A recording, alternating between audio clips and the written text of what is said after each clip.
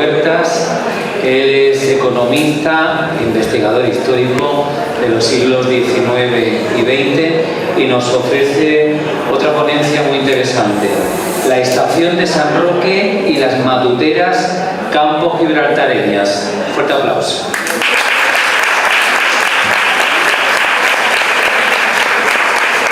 Gracias.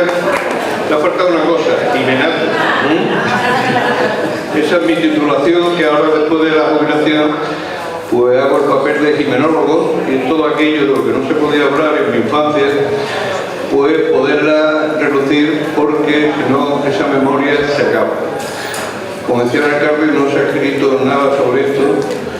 Tengo que decir que me ofrezco una parte de mi conferencia para ser publicada, y que esos jóvenes que no nos acompañan ahora y que piensan que un tiempo pasado fue mejor que el actual, pudieran enterarse de que el que ignora la historia está condenado a repetirla.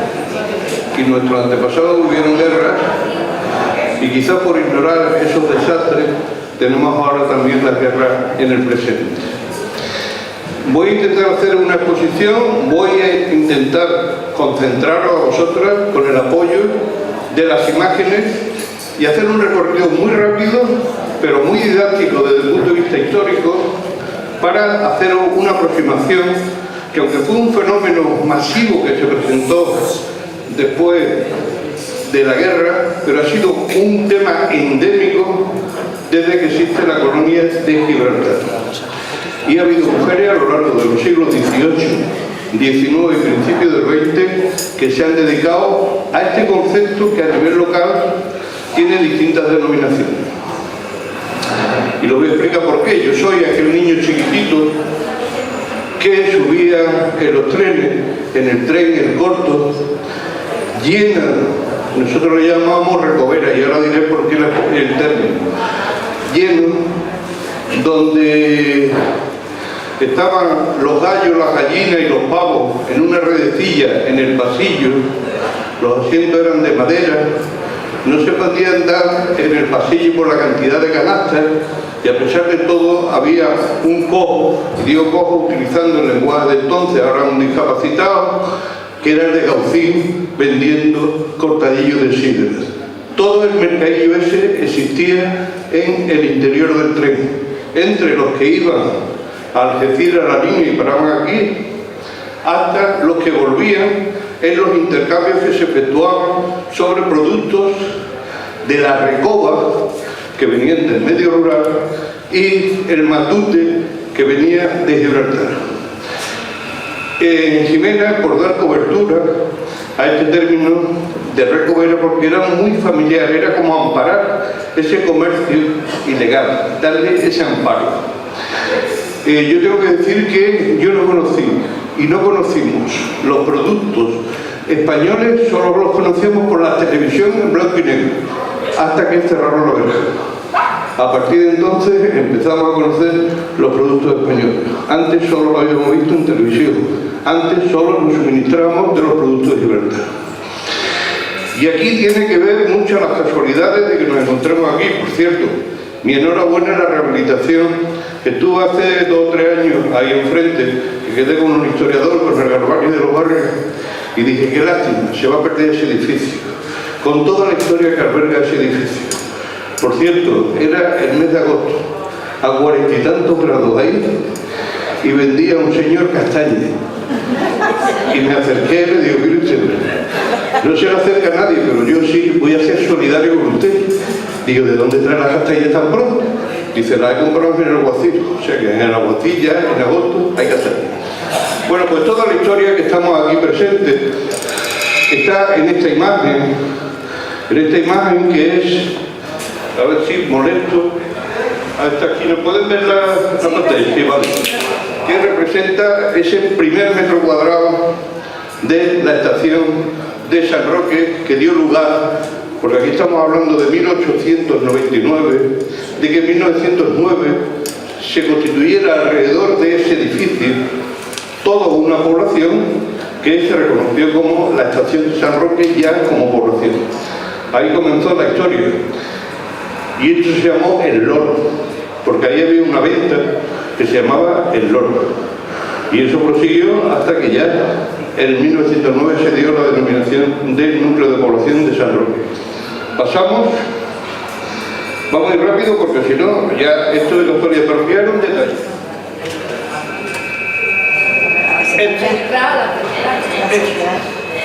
Ese autobús es el que llevaba las que se atrevían a subirse, porque ese autobús estaba sujeto a controles de la Guardia Civil.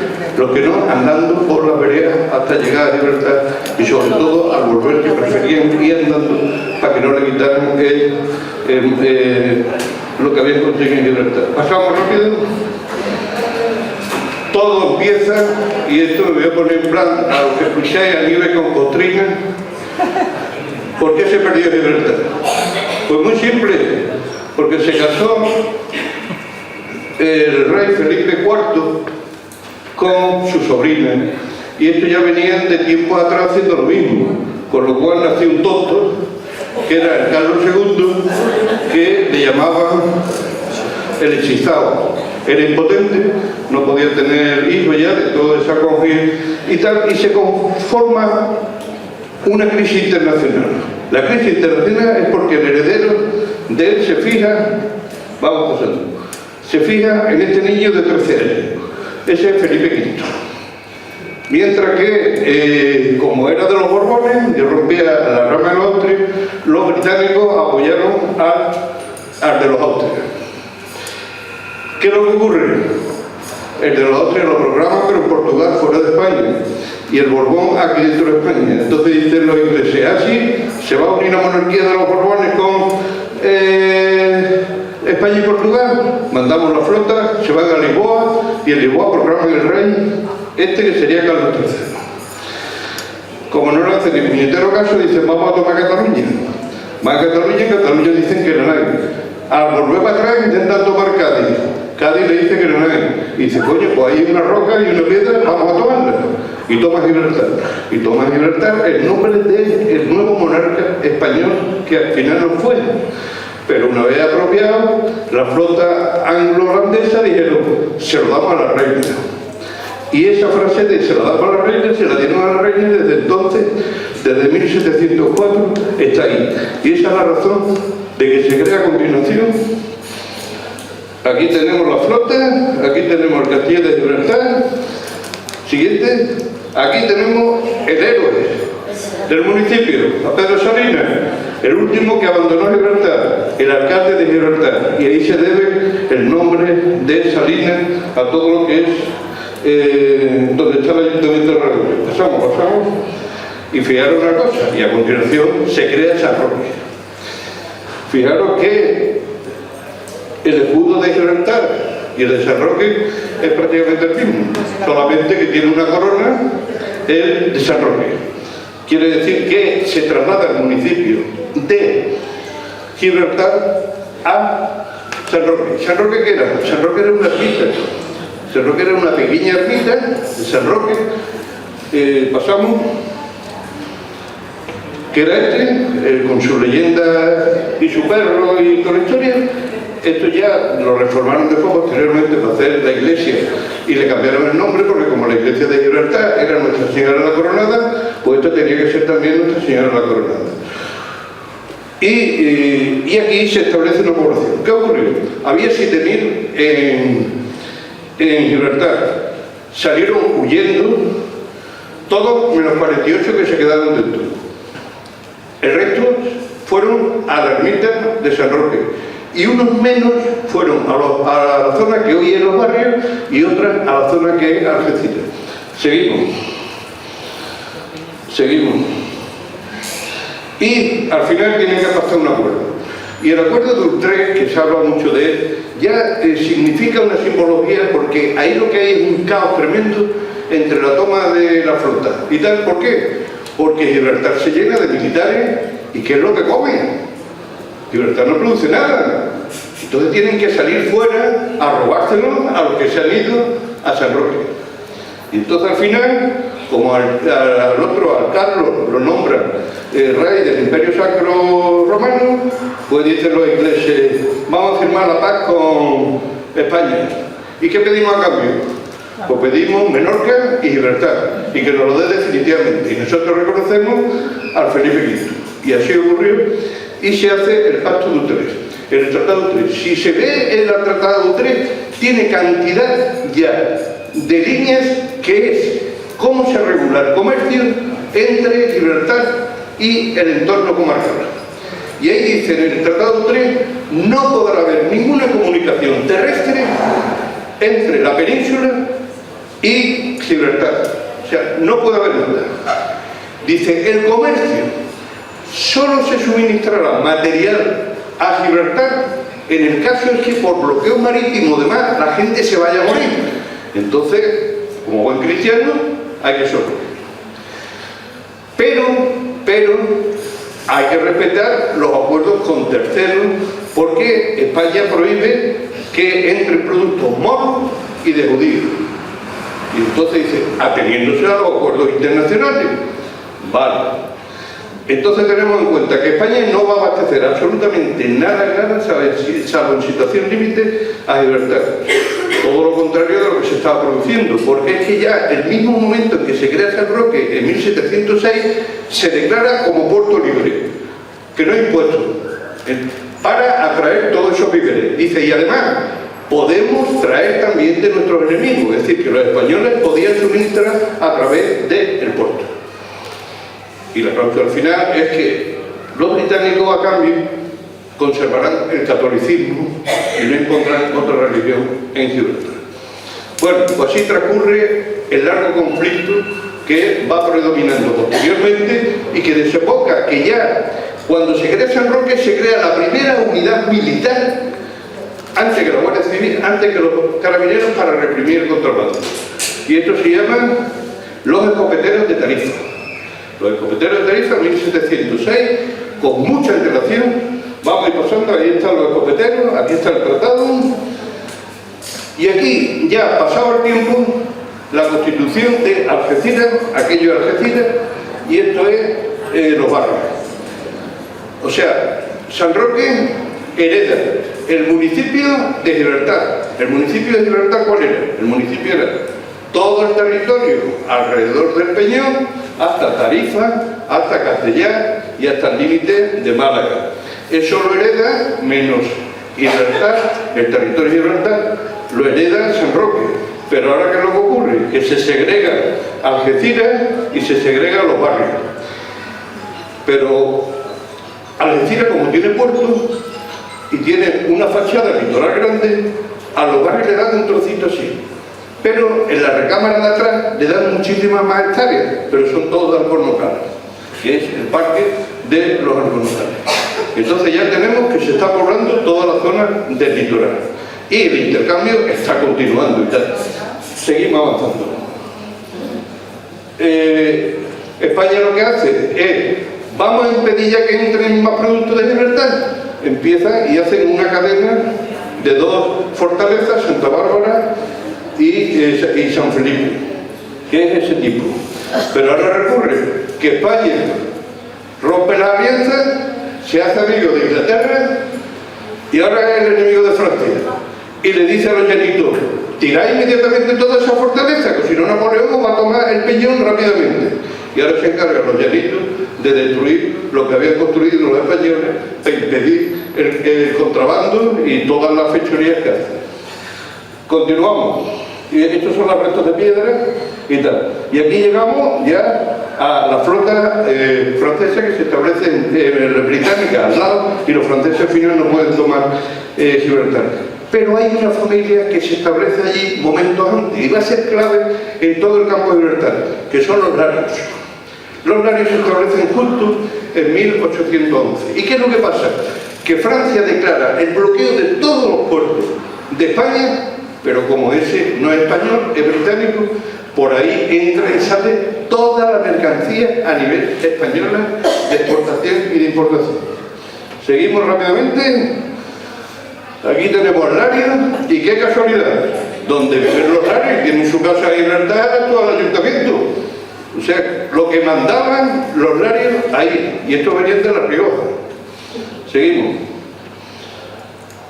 Aquí tenemos ya unas imágenes del siglo XIX que nos muestran que que las recoveras, las batuteras, ya existían en aquel tiempo. Aquí, con la ropa, porque una de las cosas era guardarse el contrabando entre la ropa, entre los abrigos, entre el moño, uno en el pecho porque lo tenía grande, más grande todavía. Y aquí lo vemos. Y la figura del que llama contrabandista, que este es dedicado fundamentalmente a trabajo. Esto se hace en unos especialistas y unos profesionales generación por generación. Hay un médico de aquí, en San Martín de Tesorillo, ya fallecido. Ese llega a unos familiares a una consulta por la noche, y por la noche ahí a determinado sitio, y más que en el guadiaro tenía que hacerlo a caballo. Pues sale el caballo, el hombre del médico subía encima, él dice que él controla bien el caballo, y el caballo coge un galope y sale zumbando. ¿Qué había pasado? Que había visto dos triconios. Era el caballo de un contrabandista y estaba educado perfectamente. Avanzamos. De Gibraltar, todas las conspiraciones sobre la libertad en España vienen de Gibraltar. O sea, viene de Gibraltar. Torrijos, aquí tenemos el fusilamiento de Torrijos, que en la Plaza de la Merced de Málaga se debe a ese monumento. Ahí figuran tres jimenazos. Ahí dentro. El desembarco en Málaga fallido y los absolutistas de Fernando VII, ese que ha comparado ahora no sé quién con Pedro Sánchez. Bueno, pues ahí están, para ser fusilados por liberales. ¿Quién pagó eso? Eso salieron de Gibraltar, de General Torrijos, después de exiliarse. Lo pagaron los larios. ¿Los larios qué eran? Eran librecampistas. Después se hicieron conservadores. Eso le pasa a toda la clase dominante. Cuando está acumulando capital, es librecambista. Cuando ya tiene el capital acumulado, se hace conservador para impedir y que protejan toda la frontera, que no entran productos de fuera. Vamos. Aquí tenemos ya, fíjate, la fecha que estamos hablando antes, de 1706, hasta cuando no se crea primero los carabineros y segundo la Guardia Civil.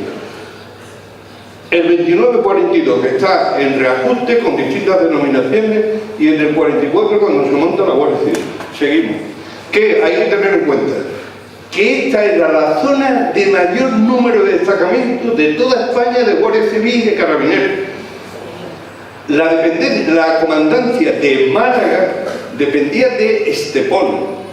Marbella dependía de Estepona, y es por la cercanía. Todavía quedan algunos restos. Si vamos a la playa de Torre Guadiaro, veremos allí que al lado de los edificios se construyó un arreglino con dinero negro en el año 62. Hay un cuartel de la Guardia Civil donde daban misa los domingos por edad.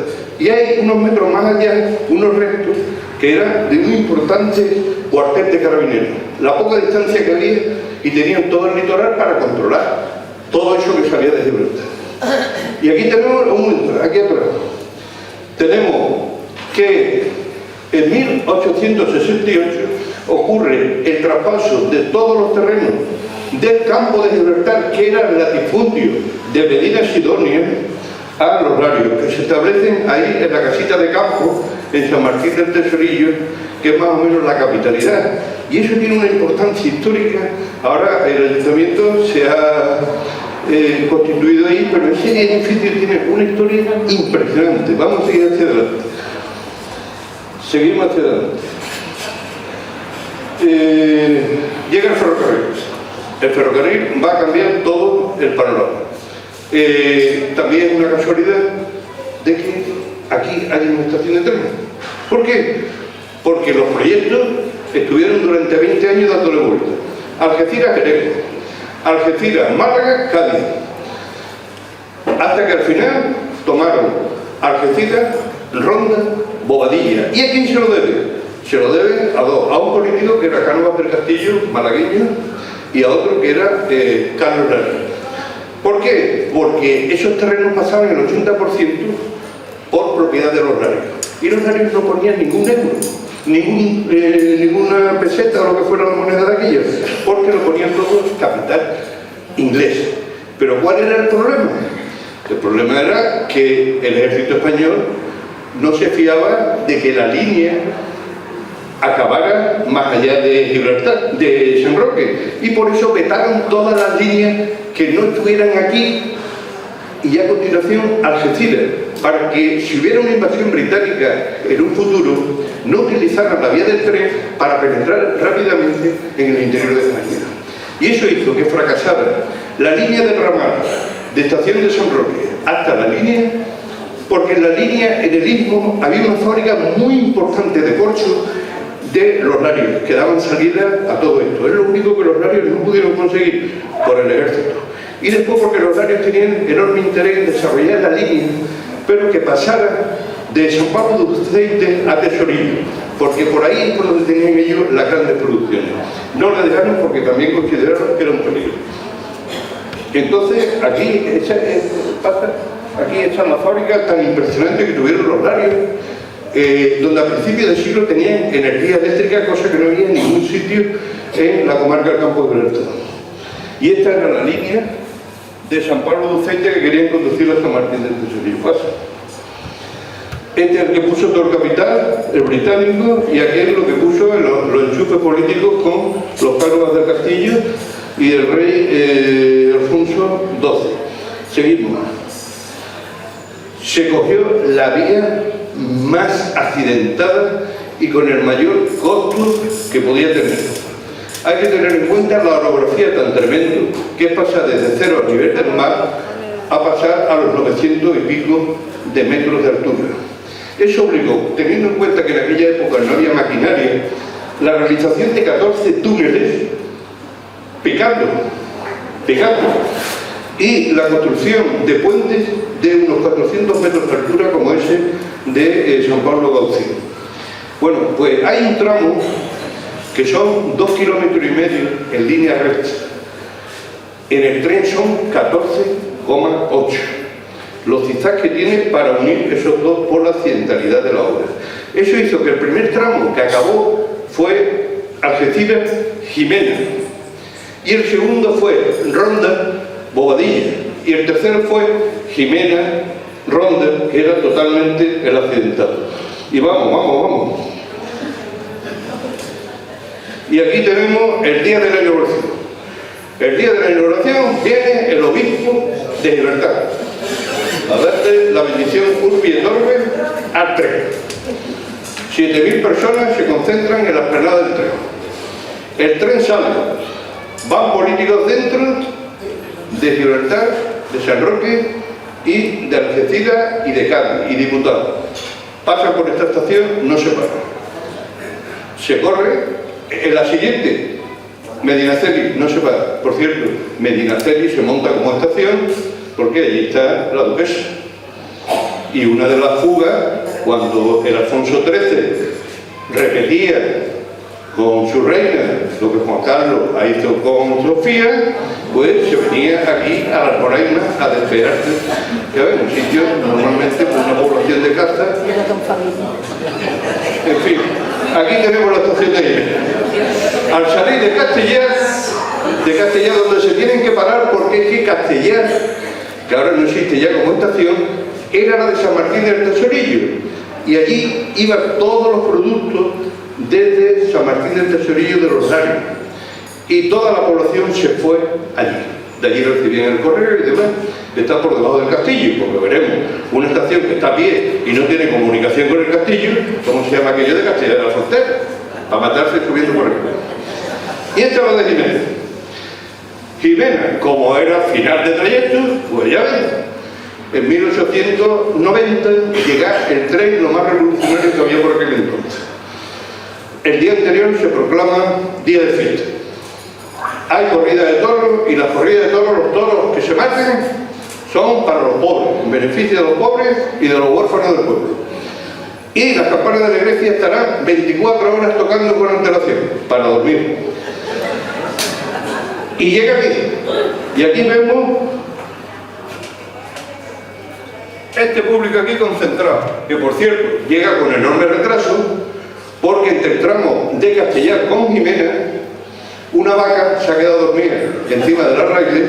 Como la pobre no sabía que aquello eran raíles, por lo que iba a pasar por encima, le dio un trompetazo, con lo cual dicen la fuente que se comprobó la calidad del tren a la hora de chocar, porque no produjo ningún muerto en su interior, pero el tren llegó con enorme retraso mientras se quitaban todos los restos de la vaca de allí por medio. Pobre vaca.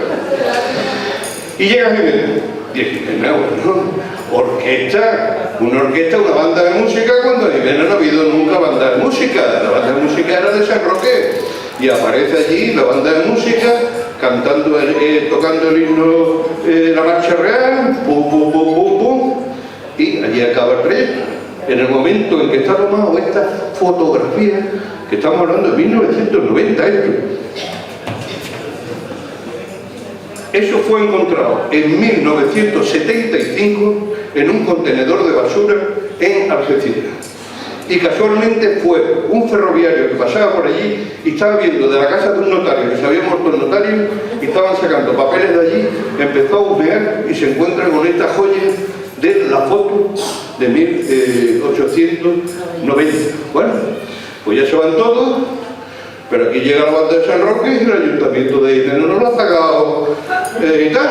Y entonces hay que celebrar un pleno urgentemente aquí para pagarle 80 pesetas, que fue lo que costó, y los rácanos de Jimena no le pagaron.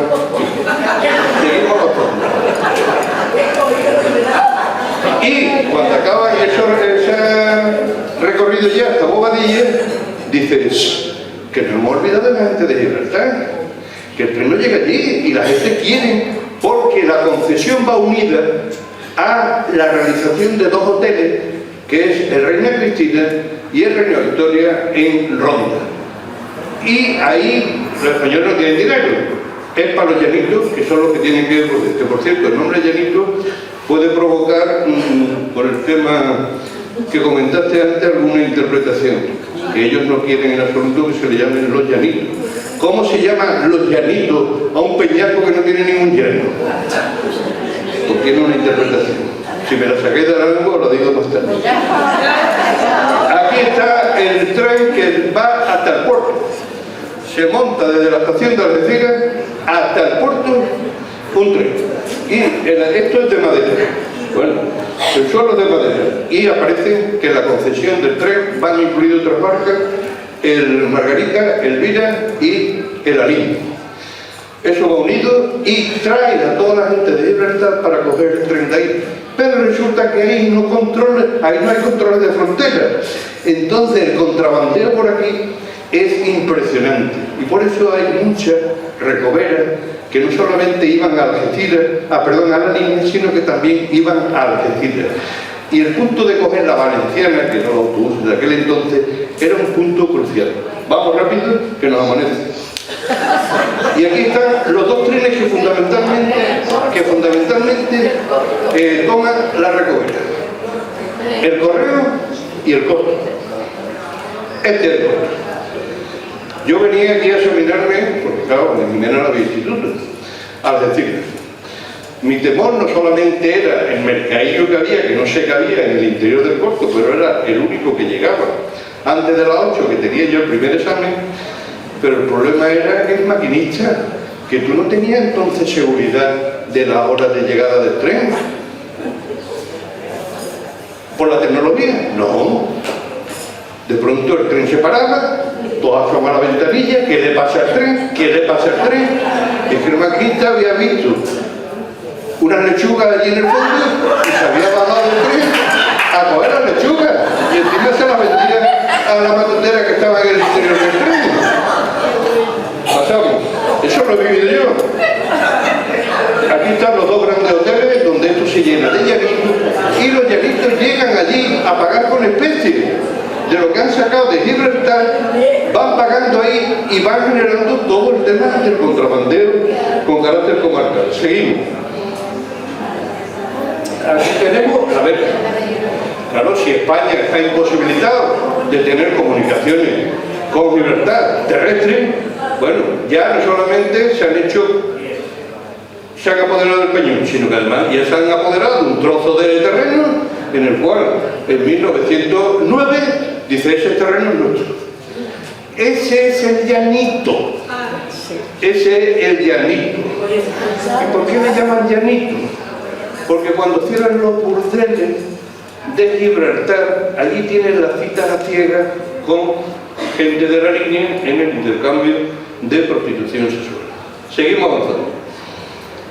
Aquí ya tenemos el nacimiento de la estación de San Roque, que se va desarrollando, las imágenes que antes puso nuestra compañera Beatriz. Seguimos avanzando rápido. Seguimos. Esto es de rodaje de una película, no es real, que se realizó aquí. Siguiente. Ahora, esto es un descarrilamiento, esto es importante. Los descarrilamientos, entonces estaba prohibido informar. Hubo un choque de trenes en San Pablo de Buceite entre un mercancía que venía desde Algeciras y un tren cargado de arroz y tal, que venía escoltado por militares. Murieron varios militares y de eso no se pudo dar información. Es más, si se va al cementerio de Jimena, esos militares están allí muertos, pero el nicho no pone ningún nombre. Estaba prohibido informar. Y eso lo he sabido yo porque he entrevistado a las novias que se quedaron viudas sin casarse. Es que más, hace un mes, fíjate qué casualidad de la vida. Yo tenía de mi madre, que en paz descanse, el tema de que ella tuvo un anterior novio. Pero mamá, que nada, tontería, las cosas de la niña chica, y me quedo yo con algún dato. Empiezo a investigar el choque de trenes y resulta que el novio de mi madre estaba allí y acabó tocado del porrazo internado en la línea. Y ahora resulta que me aparece por Facebook el hijo de ese inspector diciendo: he leído lo tuyo, era mi padre el que tú hablas ahí. Digo, y mi madre era la novia. Y si no hubiera ocurrido el accidente de tren, ni yo existiríamos. Sé cómo estoy hablando de la estación esta de tren. Seguimos avanzando. Seguimos. Las imágenes de aquella San Roque Profundo, la prolongación del tren de Algeciras al puerto, atravesando también. Los agricultores aquí nos hablan de ellos, de los obreros y tal, los duros trabajos, de sol a sol. Seguimos hacia adelante. La compañía de tren pasa a una empresa de Málaga, lo venden los ingleses. Seguimos. Y aparece otro personaje que es el dueño de toda esta zona. Juan Mares, que lo llaman los mares. Las familias nobles, normalmente, la primera es innovadora. Digo ya de los nobles que son nombrados como banqueros, comerciantes y tal, como los Blanes. Pero ya la segunda generación empieza a ser deportistas, a comer toda la renta, hasta que llega un momento determinado en que hay que transmitir las propiedades porque hay que seguir viviendo sin trabajar. Y esto ocurrió con Juan Mar. Juan Mar leía el ABC diariamente al revés. Empezaba por las páginas necrológicas. ¿Por qué por las páginas necrológicas? Porque ahí se enteraba cuando una familia noble había muerto. Y entonces mandaba un comercial inmediatamente para decirle: oye, que le compro la fortuna porque no va a poder pagar la herencia. Y ahí es uno de los temas. En el año 26 muere el lario José Antonio Franco y 3 años después adquiere toda la propiedad que era el latifundista del campo de Libertad, por encima de la superficie de Almoraima. Pasamos. Bueno, y esto es una imagen muy clara. Esa foto está tomada en Madrid, pero esta está tomada en Gibraltar. Ha sido el único que fue condenado a lo largo de la historia, porque este era un contrabandista de estos piratas, pero a grandes mansalvos, de los que no detienen. Llega a la República y nos mete en la cárcel por defraudar. Y de la cárcel se escapa, ayudado por un coche de San Martín del Tesorillo, y entra en Gibraltar en el noviembre del año 33. Pasamos. Aquí había un hotel. Aquí hubo un hotel grande. ¿Un hotel? Pero desde los horarios. No sé quién era, pero aquí asistí un hotel. ¿De Juanma? No sé de quién era. Vamos a ver.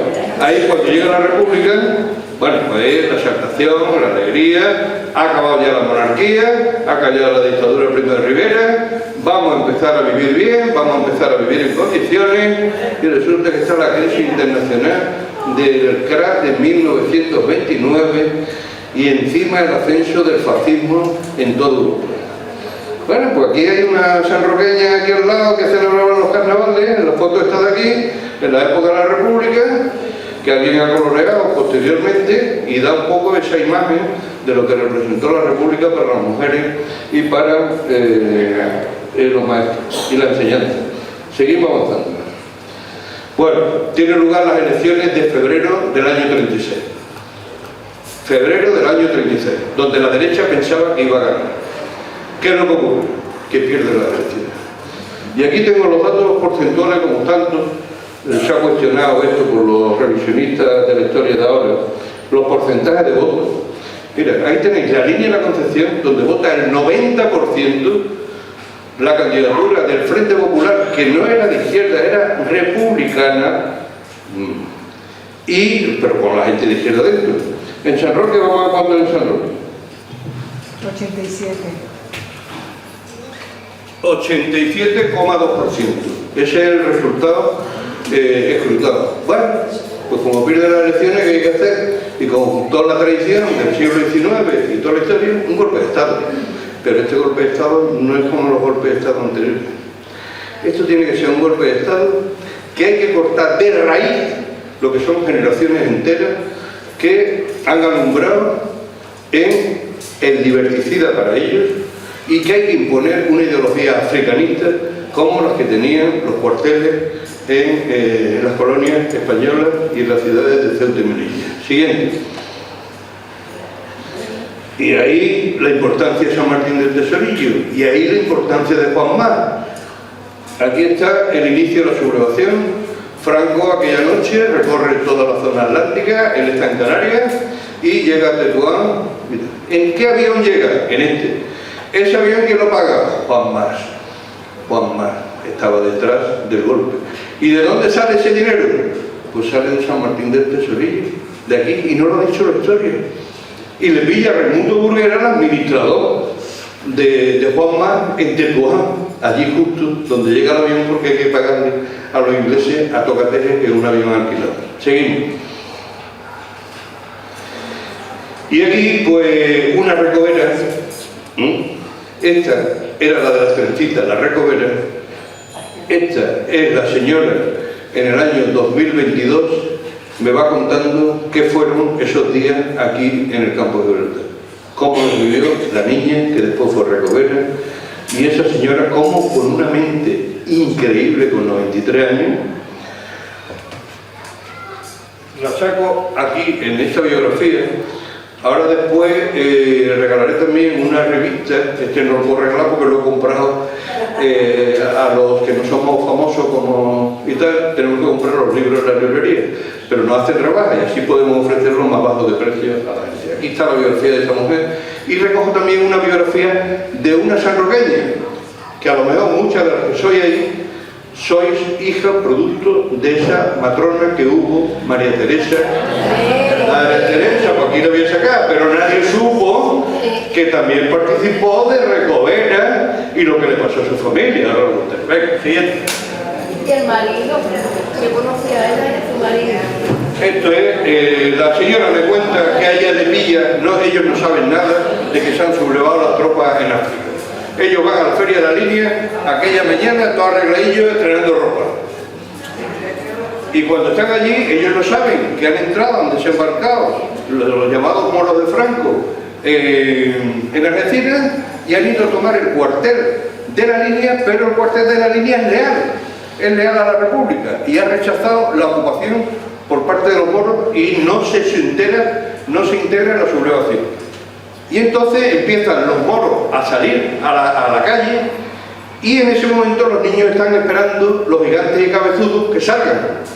Niños chicos, cuando ven esto, con las babuchas, con los pantalones esos, los turbantes y tal, empiezan a tirar de caramelo creyendo que son los gigantes y cabezudos.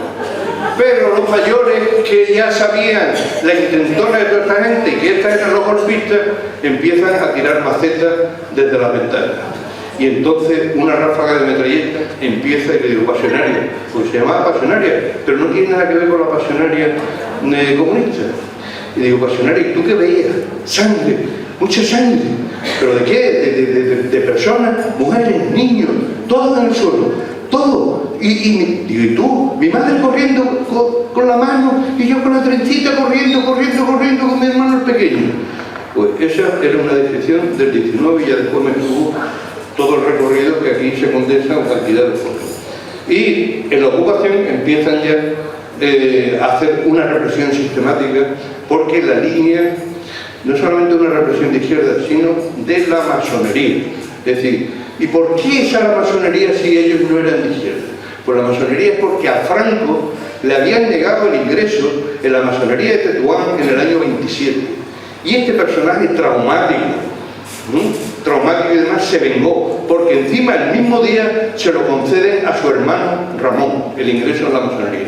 A partir de ahí la masonería se convirtió en el eslogan antifranquista con una ley expresa, confundir la masonería con el comunismo, los discursos, el último donde murió con el tembleque, la conspiración judeo-masónica. Es decir, todo eso era el trauma de este personaje acomplejado que no es la que nos dio. Seguimos avanzando, ya iban casa por casa. La gente de la línea sale corriendo. ¿Cuál es su salvación? Su salvación es el Peñón. Y entonces son todas las escenas donde inicialmente los primeros que llegan, pero es que ya después no pueden la avalancha. Sigue avanzando. Y tienen que establecer campamentos en el interior de Gibraltar para dar cobijo a los 7.000 que han huido de la zona de la bahía en nada de tiempo a Gibraltar para salvarse. Por los gibraltareños iban dándole salida para Málaga en barcos y demás, porque hay que decir que Gibraltar estaba dividido. El capital apoyaba el golpe y todos los trabajadores de allí, ingleses, que estaban en el sindicato laborista, apoyaban la república. Seguimos avanzando y entonces pusieron una cadena de moros alrededor del Peñón. Dijeron, el ejército español. Estos son el ejército patriota español. Estos son los que tomaron la línea, es decir, y entraron en Jimena. Y el otro ejército patriota nacional era el italiano que tomó Málaga, que era de Mussolini, pero era nacional, de aquí. Seguimos. Y aquí ocurre en San Roque una cosa, y es que los cuarteles se sublevan igual que el de Algeciras y cae de inmediato. Pero montan inmediatamente desde Málaga, recogiendo la costa, a todos los militares leales y toman nuevamente San Roque. Eso es el 27 de junio. Y el 27 de junio coincide con otro desembarco de más moros para la zona de Algeciras, para consolidar posiciones, sobre todo de avanzar, ocupando terrenos, y fracasa. Ese 27 de julio en San Roque es horrible de la cantidad de muertos que hay. Pues si no hubiera habido bastante, empiezan a detener a población presuntamente sindicalista de allí y van todos a un perdón que está cerca del cementerio. Y allí aparece este Jimenato y aparece este otro que es de la línea y no tiene y tal. Y son los fusilados que conservaron en vida. Mataron a 20 y tantas en esa jornada, entre ellos había un célebre diputado, Ceferino Maestro, que era un gallego, que fue alcalde de Vigo, y veraneaba después de haber sido gobernador civil, que dimitió de Huelva. Y este le cayó encima del Jimenato. El Jimenato llevaba una chapa y la chapa le rebotó en una parte del cuerpo y no le dio el disparo. Escuchó decir, rematamos, y dice, no, que de balas no andamos sobra, vamos por el camión a recogerlo. Y cuando van a recogerlo sale el Jimenato y sale un linense. El linense le ha dado el tiro en el brazo, lo tiene hecho polvo totalmente. Saltan una valla que hay y van a un cortijo y allí un agricultor los lleva a Jimena. Este Jimenato acabó en el exilio. Murió con una casa en los Pirineos, pero en la parte francesa, mirando a España, porque no se atrevía a volver a España. ¿Qué le pasó al linense? Pues el linense lo llevan a Málaga, de Málaga lo trasladan a un hospital, del hospital llega a Málaga, en Málaga se apunta, cuando se recupera del brazo, al batallón Pablo Iglesias, interviene en la defensa de Málaga, a continuación es detenido y es fusilado. Y ese es el muerto fusilado 2 veces, este personaje que aparece en la fuerza. ¿Seguimos? O sea que aquí fue terrible. No hubo aquí ningún frente de guerra, por ninguno de los sitios, y en total fueron hasta ahora contabilizados y están 1.300 los fusilados en toda esta zona. Esto es Jimena bombardeado, y esto es una carta que me encuentro yo en el Ayuntamiento de Jimena, por el cual 4.100 100 personas de Jimena a la vez, a la misma hora, comunica el ayuntamiento ya tomado como franquista que es imposible hacer censo de Jimena porque faltan 4.100 personas que a la misma hora han huido de Jimena. Y esto es lo que constituye el término la huida en dirección a Málaga, en el bombardeo, que fueron las primeras bombas que cayeron. ¿Y por qué cayeron las primeras bombas si el pueblo no tenía defensa? Porque a uno de Jimena, para disuadir a los que lo iban a atacar, se inventó llenar todas las almenas de troncos de madera, pintarlas en negro, y cuando llegan los sublevados empieza con los prismáticos y dicen: eso tiene defensa por el tubo, y empezaron desde la estación a bombardear Jimena, y cuando ya se dieron cuenta que no había ninguna réplica de cañón, pues ya entraron a sangre y fuego. Vamos. Bueno, Franco el patriota, teniendo toda esta zona en su poder, pues por la cara, Gibraltar en 1938 hace el aeropuerto con nuevos terrenos ganados. Mira, vamos, que entramos ya, la mujer que le esperaba. Bueno, acaba la guerra, lógicamente, Franco bajo palio y doña Pilar Primo de Rivera mostrando cuáles son los colores que tiene la mujer que desarrollar en un futuro: su casa, su marido, su niño. Siguiente. Bueno, y algún trabajo también jodido, como esta señora pobre y ya mayor lo que lleva encima. Y los niños, seguimos. Y aquí aparece de una población. Yo anoche estaba pensando si empezar la conferencia al revés, pero digo, ¿para qué os voy a echar a llorar? Porque leer las biografías de las que yo tengo, de la Pantera, de la Recovera y demás, es tremendo lo que pasaron esas mujeres. Sí. Viudas, llantos porque me han quitado y tal, siguen. Las de Casares por un lado, las de Jimena que entraban por aquí, las de Casares iban por todo el litoral andando, seguimos avanzando, la Valenciana donde se subía, el sitio del trafiqueo en Algeciras, seguimos, los productos típicos de adelante, pasan. Fundamentalmente el tabaco no era solo de Barrones, lo llevaban también y era lo más valorado de la Recovera. Siguiente, y aquí encontré en un archivo un decomiso efectuado por la Guardia Civil. ¿Qué dice? ¿Hasta dónde llegaba el tema? Dice, una señora, dice el Guardia Civil de Jimena, una señora de las Saucedas se sintió vigilada en el tren y cogió. Y al llegar a Jimena salió por la puerta, por la parte de atrás de la estación, porque sabía que la estación estaba vigilada. Y si como nosotros no somos tontos ni más ni menos, pues estábamos al revés, estábamos puestos allí para coger y tal. Le aprendimos 9 kilos. Le dijimos, ¿de dónde son estos?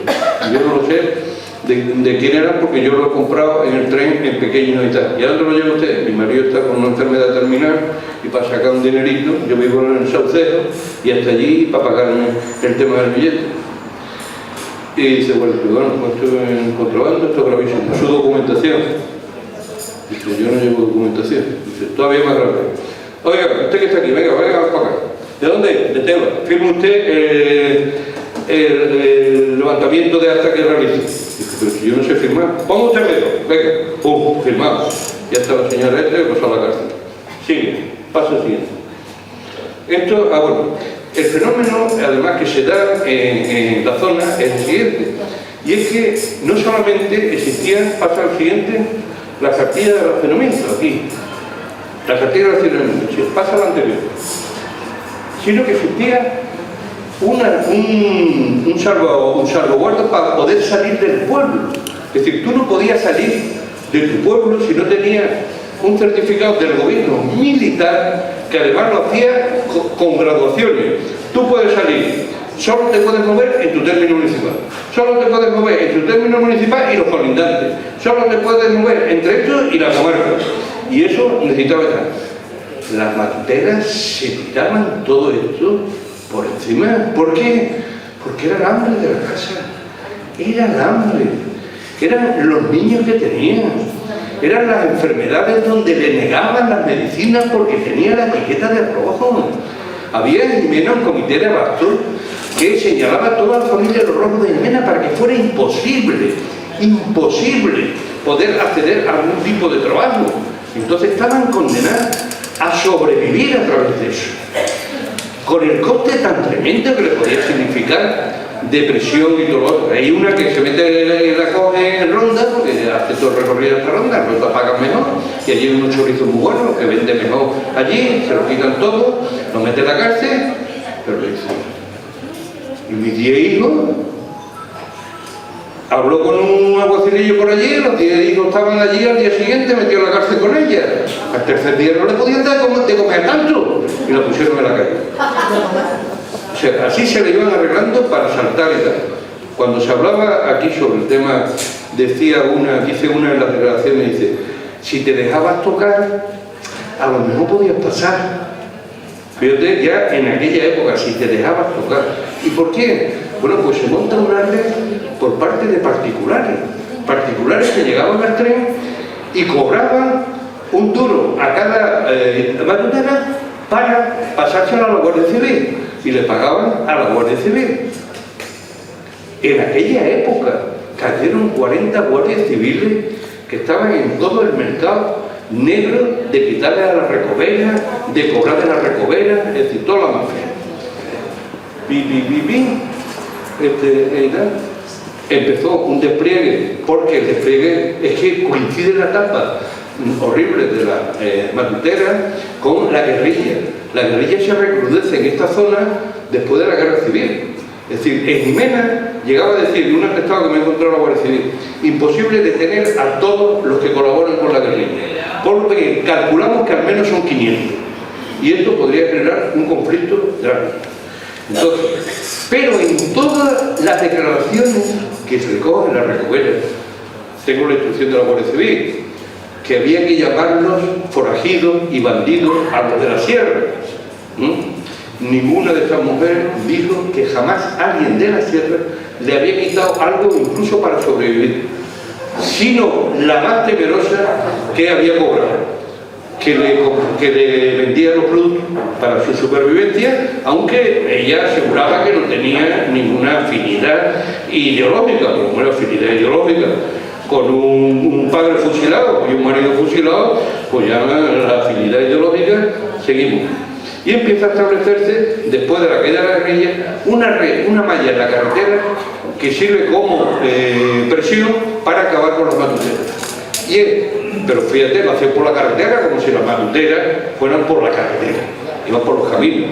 Bueno, el Toril era uno de los sitios que era clave. El cruce de Guadiaro para entrar a la recta de Tesorillo, otro. El de Tesorillo saliendo al puente donde pasa los Gargantas, camino de Jimena. A la entrada de Jimena, otro. Bueno, y desde Algeciras o desde la línea Jimena, entonces la mitad del tiempo era la Guardia Civil buscando a ver qué tener aquí. Estos son los del Toril, que era un punto de referencia clave, pero aquí porque estaba cerca de la línea. Seguimos.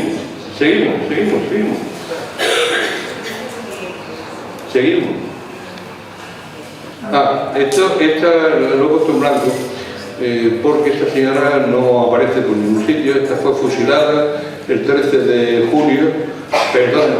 febrero del año 37. Y ya era matutera.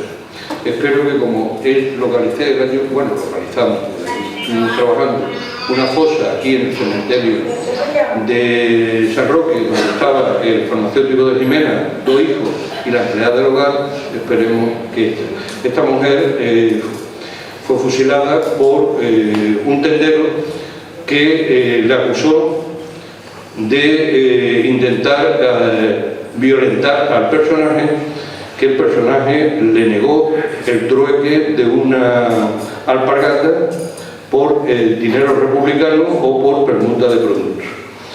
Se fue para Málaga y cuando vino tenía la denuncia de este personaje, la pelaron, lo que hacían entonces, aceite de resino, pasear con la canda a bombo y platillo, lo suben en el tren y presuntamente, creo que en San Pablo de Ucete lo tengo yo localizado.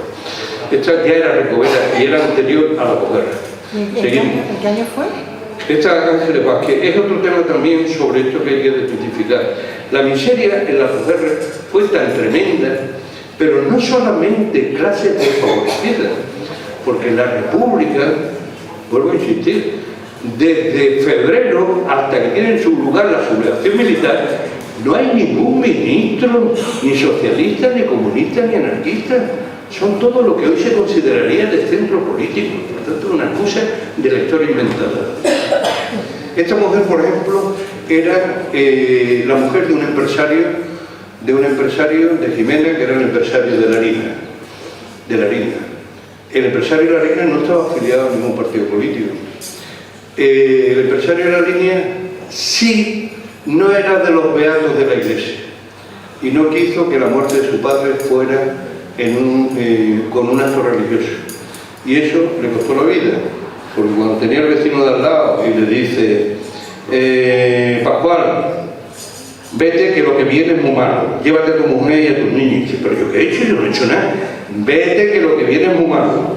Se fue, pero el tercer día volvió, y el tercer día le costó la vida a Pascual, a 2 hermanos más de Pascual, y la señora se queda solo con 5 hijos y el negocio se le viene totalmente abajo y tiene que empezar de cero siendo recobera, y ella era una de las que entonces era una privilegiada. Seguimos. Aquí tenemos otro ejemplo, Victoria Montero Núñez y su hermana María Teresa, que fue la matrona de aquí de San Roque, y el doctor Montero estuvo en la cárcel de Burgos y en el puerto de Santa María desde el año 36 hasta el año 48 y murió enfermo de las humedades que cogió allí y del hambre que pasó. Consiguió que su hija, que estaba casada, ya hiciera la carrera, porque él lo que quería era darle carrera a todos los hijos independientemente de fueran varón o mujer, y consiguió que su hija fuera después matrona de casada. Pero el sacrificio era la chica, que tenía que dedicarse a recoger, porque le habían incautado todos los bienes y tal. Era el dueño del cine, tenía grandes empresas, y es que encima era el médico de Juan Mar, de toda la sierra del campo de Libertad, pero no hubo condescendencia de ningún tipo. Y ya me estoy pasando el tiempo, pasa, y ya va pasando imágenes, porque todas esas son, si contara la historia de esta, la que yo me he hecho llorar, pero quiero rendirle un homenaje a todas esas que aparecen aquí, que fueron viudas, hijos fundamentalmente de cenetistas, otros en la propia posguerra inicialmente. Todas estas señoras, me pasan. A todas estas tengo una biografía escrita y espero y deseo. Es tremendo la cantidad, es decir, sí, estos son los padres de Pasionarias, estos son los padres de Ángeles Vázquez, que hago también la reproducción aquí. Todas estas mujeres, las que se jugaban el tipo a esa primera hora de la mañana, hasta esta con sus cochinillos, que es lo que vendía.